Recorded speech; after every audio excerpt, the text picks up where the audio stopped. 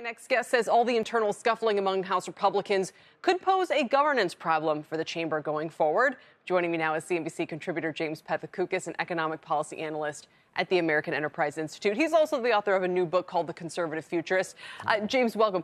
We make it sound like you're bringing some hot fire insight here, but, we asked you and you stated the obvious, and the obvious is this is a problem. But what's really at stake here, as this drags on and potentially does threaten, I don't know, maybe a shutdown or the Israel funding at the very least?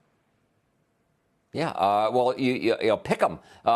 Shutdown, Israel-Ukraine funding, permitting bill, just about anything. All that stuff is an absolute limbo here. Listen, I mean, I get it. For these members of Congress, chaos is a ladder, and Tom Emmer just climbed it.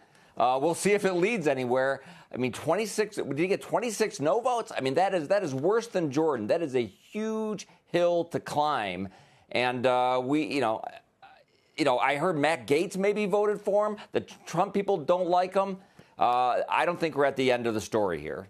Well, we're not at the end in the sense that it's unlikely going to be settled, it seems, at least in the next 24 hours, that he's got this and moves on. So we're stuck in this kind of holding pattern, the same pattern we were in last week.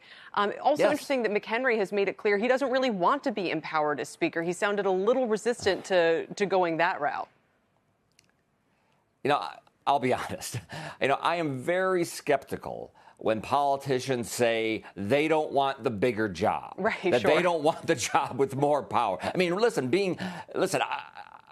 certainly think there's a realistic scenario that this stops being about votes and ends up being about lawsuits, whether it's actually legal to give the Speaker pro tem expanded power, and he may be that Speaker pro tem. I mean, I kind of think that might be where we're going.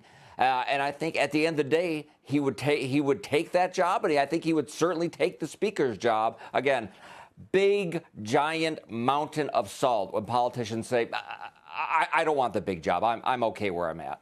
Let me ask you my favorite sort of pivot question in this whole thing, which is not so much to pile on the Republicans, although maybe you can tell me it's warranted, but to say, is this simply reflective of where the base is, where voters are? If they themselves are split on some of these thorny issues, we barely elected a Congress that has clear leadership, and this is now just the latest manifestation of that. Is that because people of this country are split on some of these big thorny questions as well? Or should we blame the GOP for infighting?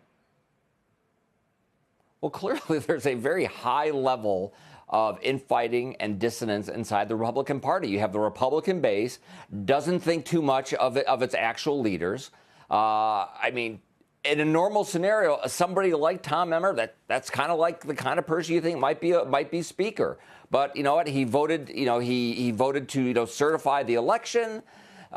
He's a Ukraine aid. There are a lot of Republicans who are very much against both those things. So there are all these different fissures. They talk about the five families of the Republican Party. You have the Trump people, the business people, all these different people. It is a very it's a crazy mix right now. And what you're getting is very little governance, and you're getting stasis. You said about it. We are stuck in a holding pattern. It's paralysis.